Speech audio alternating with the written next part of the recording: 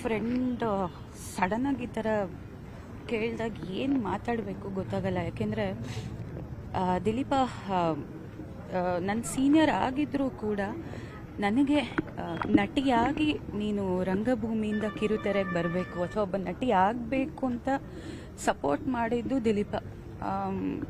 College ಡೇಸಲ್ಲಿ ಪಾಪ ನಟರಂಗದಲ್ಲಿ ನಾವು ಒಟ್ಟಿಗೆ ಆ್ಯಕ್ಟ್ ಮಾಡ್ತಾಯಿದ್ವಿ.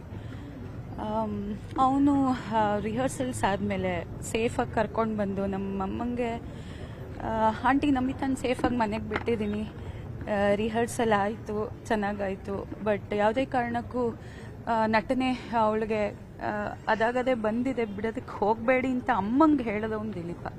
ಯಾಕೆಂದರೆ ನನಗೆ ಹೊಸದು, ನಮ್ಮ ಮನೆಗೆ ನಮ್ಮ ಇಂಡಸ್ಟ್ರಿ ಹೊಸದಿತ್ತು.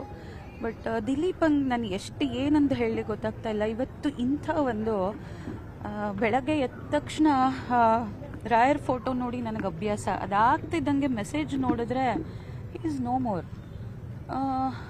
ಏನು ರಿಯಾಕ್ಟ್ ಮಾಡಬೇಕು, ಏನು ಅರ್ಥವೇ ಆಗ್ತಾ ಇಲ್ಲ. ಸಂಹವ್ ಇಷ್ಟು ಚಿಕ್ಕ ವಯಸ್ಸಿಗೆ ಈ ಒಂದು ಸುದ್ದಿ ಕೇಳೋವಂಥದ್ದು, ಫಸ್ಟ್ ಆಫ್ ಆಲ್ ನಮಗೆ ಶಾಕ್ ಆಗಿದ್ದು ಪುನೀತ್ ಸರ್ ಹೋಗಿದ್ದು, ಈಗ ನೋಡಿದ್ರೆ Dilip. I don't know words.